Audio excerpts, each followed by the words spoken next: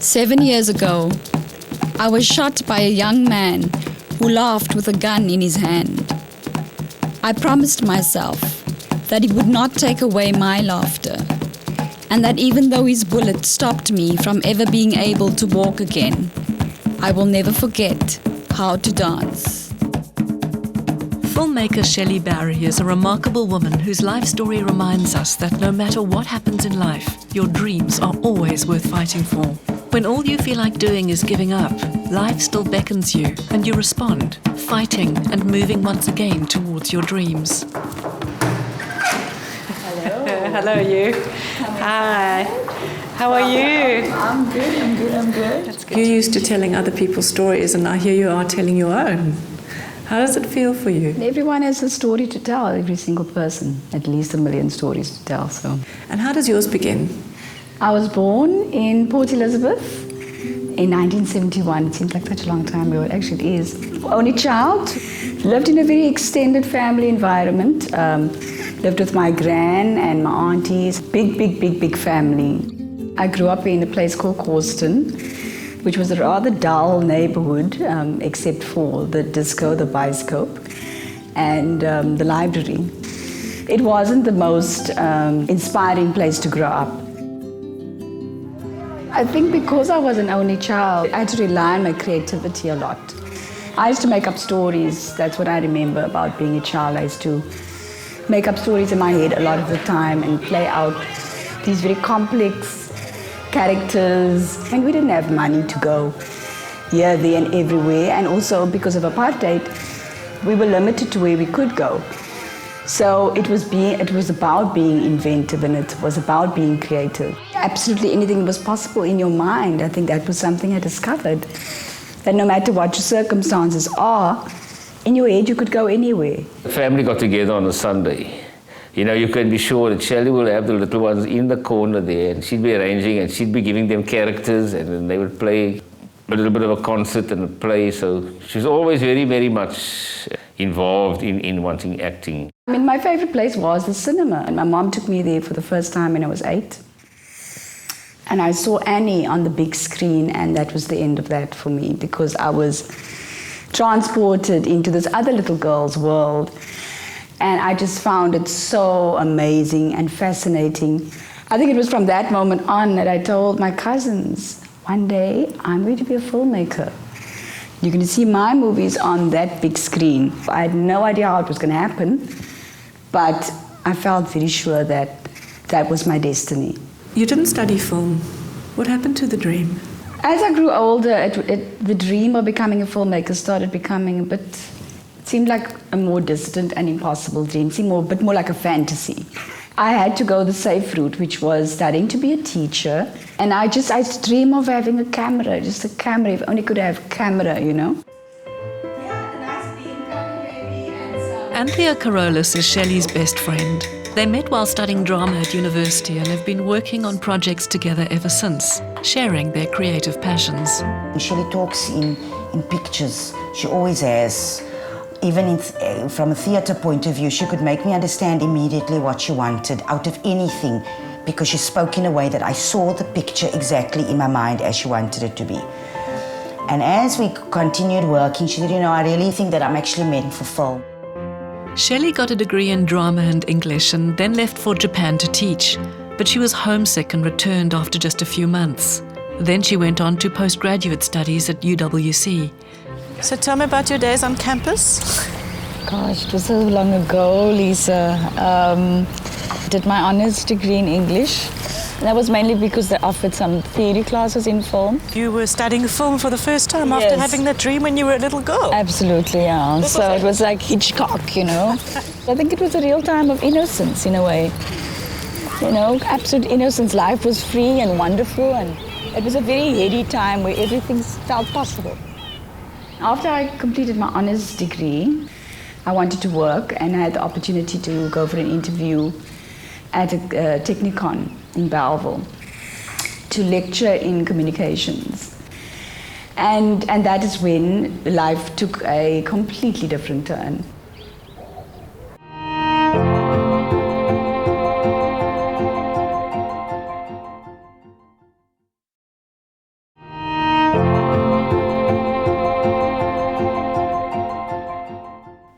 Shelley Barry was in her early 20s with big dreams of becoming a filmmaker. But on her way to a job interview one morning, she was reminded that life had made other plans. This is the spot that on that day was the beginning of the change of your life forever. It was January 1996. It was a Wednesday morning. I remember I still wore a dress that day and I thought, no, I need to look very decent. Just felt like you were a big girl in the world. So yeah, and then we would have left through here and gone en route, you know. On your way? Yeah. I was sitting in the front of the taxi. I was sitting next to the driver. I wasn't paying attention to the road at all. I had my red folder and my CV, and that's all I was interested in. And I just remember hearing this extremely loud bang. And that's when I looked up and saw a minibus taxi right next to us. And I remember seeing this young man. We had such a fleeting memory. It was like 2-3 seconds. Seeing this young man laughing with a gun. So they shot from the side and then accelerated, turned the taxi around and shot through the front window. But what saved my life was I had fallen from the side shot. I had slumped to the side. I saw this man dying. Next to me, he was shot 7 times, the driver. And I just prayed. I said, help us, God, help us. Just remember just praying and feeling life just draining. You know, you're dying and everything's standing still. And then suddenly people were there and people came, rushed, took us out the van. Just through that door and then I'm done. Thank you.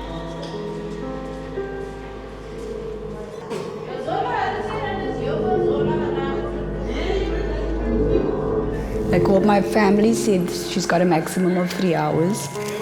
You better get here soon.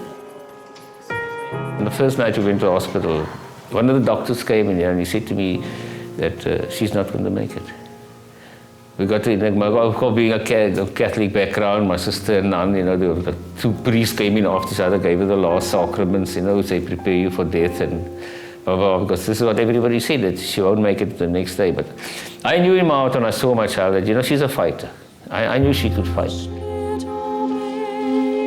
I remember people crying around my bed. I remember seeing flowers and black bags of bodies leaving. You know, there was this traffic. But it was a very suspended reality for me because I wasn't there. I was in a place between life and death. All I really remember was my grandmother, who had passed about half a meter above my bed, facing down, her body facing down, suspended in the air with her arms stretched out and light just pouring from her body into mine. It's very possible that I was hallucinating, but I believe that I wasn't. I believe that I was having a spiritual experience and that there was energy coming from the other side, keeping me alive. That was a leap of faith. I fought to stay alive. There was an inner world that said, I'm not going now. I'm not done. I'm not going now. So I think that our minds and our spirits are so much stronger than we realize they are, and that it goes beyond the body. Shelley'd been caught in the crossfire of Cape Town's taxi violence. A bullet meant for her driver punctured both her lungs and severed her spine, leaving her paralyzed. Her body was shattered and she couldn't breathe on her own.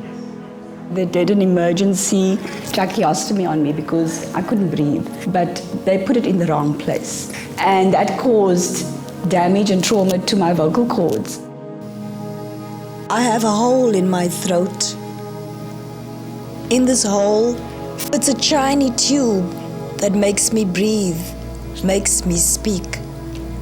When I remove it, I have no voice, no language. Speaking is not an option. The prognosis for speaking with a tracheostomy is not very good. You can speak, but most people are inaudible. So you're very lucky you can hear me right now. I'm lucky you can hear me right now.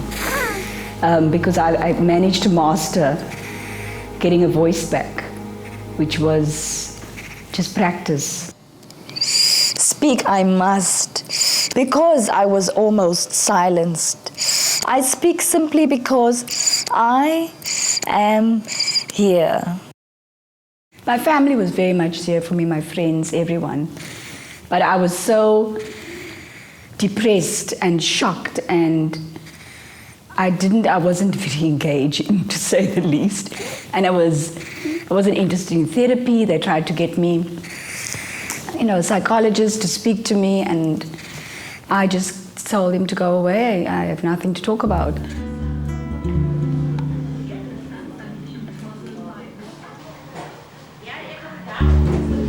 She went through a very trying time. It is traumatic to be able to walk to the next day.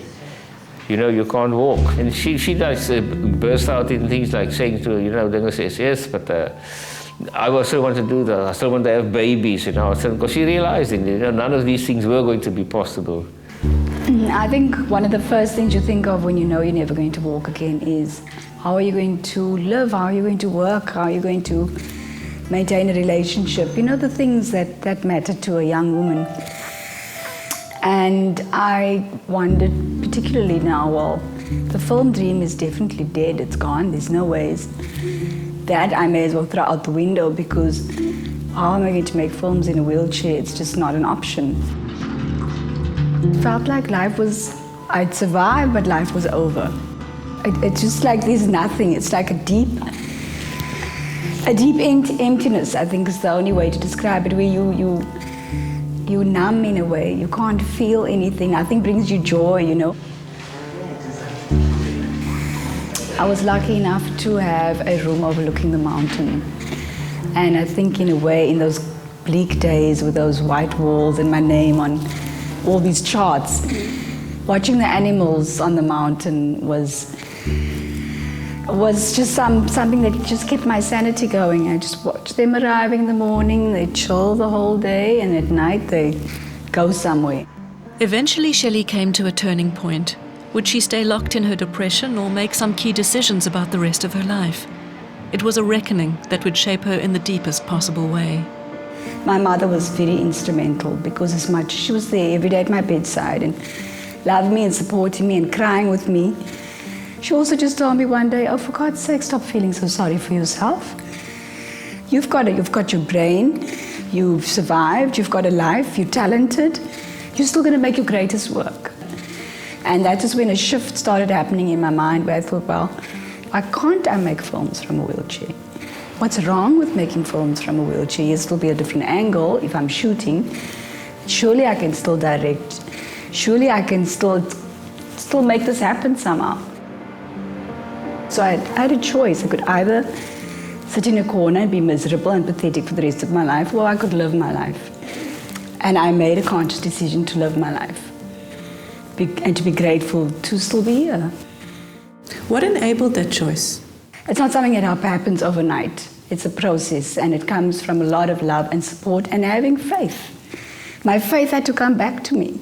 It had gone, but when I started realizing the miracle that I'm still alive, I knew that God had kept me here for something, that I had work to do.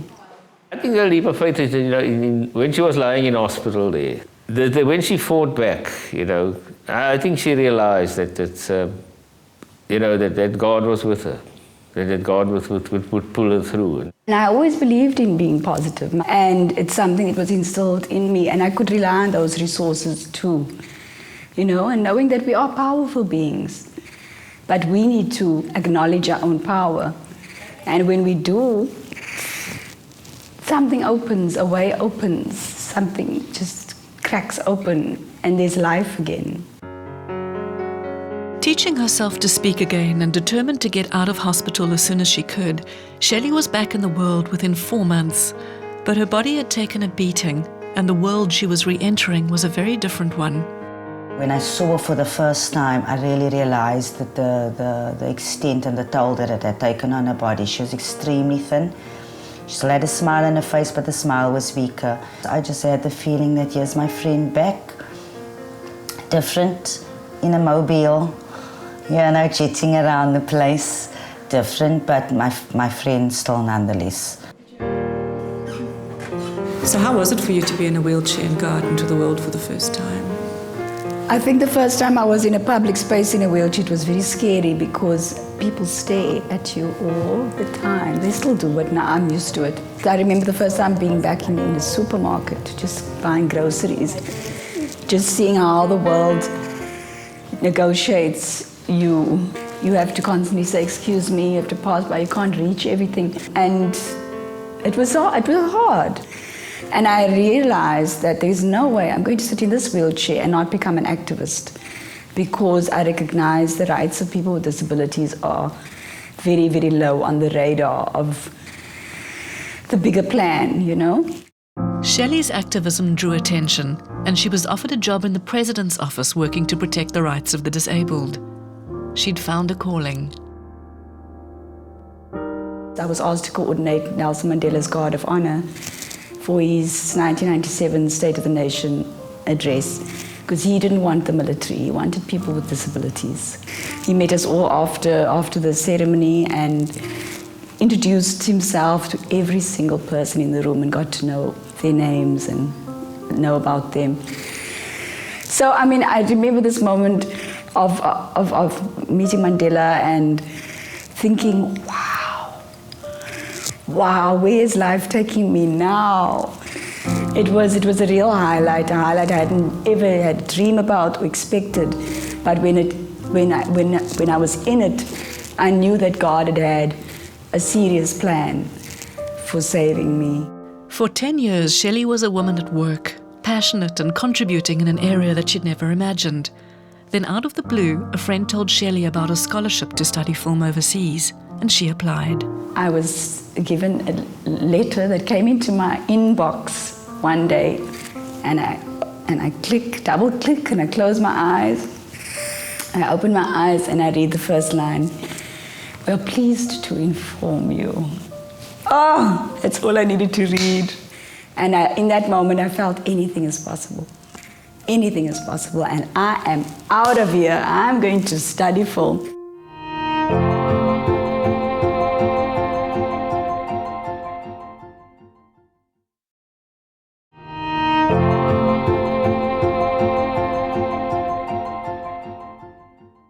In her early 20s, Shelley Barry was caught in the crossfire of Cape Town's taxi violence and had become permanently disabled. More than 10 years later, she found herself in America studying film. It was something she'd yearned for all of her life. I was thrown into the deep end in a way. But it was wonderful because I was eager to learn. I didn't need to sleep. I was never so focused in my entire life to really learn everything that there was to learn. My body had become marked by a line, beyond which border there was silence and numbness. As part of her studies, Shelley created the film Whole, a trinity of being. Since her shooting, she'd never imagined it possible to become a filmmaker. Now her work was on the big screen and winning awards. The first festival it screened at was in San Francisco, and I'm sitting in the Castro, which is a very, very ornate theater with a massive screen, and suddenly my name comes up in the opening credits and my film is screening. I was shaking, I was sitting shaking. I couldn't believe it. I really just couldn't believe it. I think it was after that movie when my sister spoke about the miracle, because she said to me very, very important words, don't you see the miracle? We were expecting the miracle was be God's little walk one day and, nothing, but this was the miracle. She had this great talent to go out and achieve the great heights that she has. So we're very, very happy that she's been able to find her passion. I came home all gung-ho. I'm going to start my company. It's called Two Spinning Wheels Productions. And it was a struggle. But at the same time, I was still doing it. But it wasn't easy, and it's still not easy. Take two. It feels like it's full circle, and I'm coming into my own only now. I think the first notions of cinema as an 8-year-old was like lights, camera, action, big crew, grandiose features. And now I'm more interested in being with my camera in an intimate space, telling the stories of artists. That's what I'm interested in, because I think it's archive, and it's archive that we need to have. We need to remember our artists. They're important. They're our historians who see things through a different lens.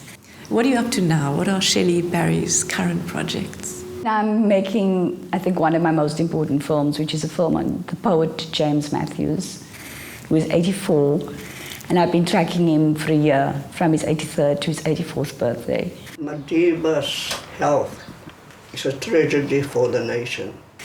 And then I've also got a wonderful opportunity at the University of the Western Cape, where I'm training young people in film production, which is something that hasn't really been offered at the university before. So it's a beautiful balance. The balance feels right. And then, in July 2013, Shelley's feature-length documentary, Mr. Shakes, debuted at the Encounters International Film Festival in Cape Town. It was a moment. It had been a labour of love. I made a film about a DJ from P who was battled cancer and very involved in raising awareness on TIC in the Eastern Cape, Mr. Shakes. He was one of the people who inspired me as a young girl in Causton. He was the DJ at the disco that came out in a puff of smoke and said, "Hello, PE, what's happening?" I thought, wow, he was magical. But again, what a wonderful moment to see your work up on the big screen.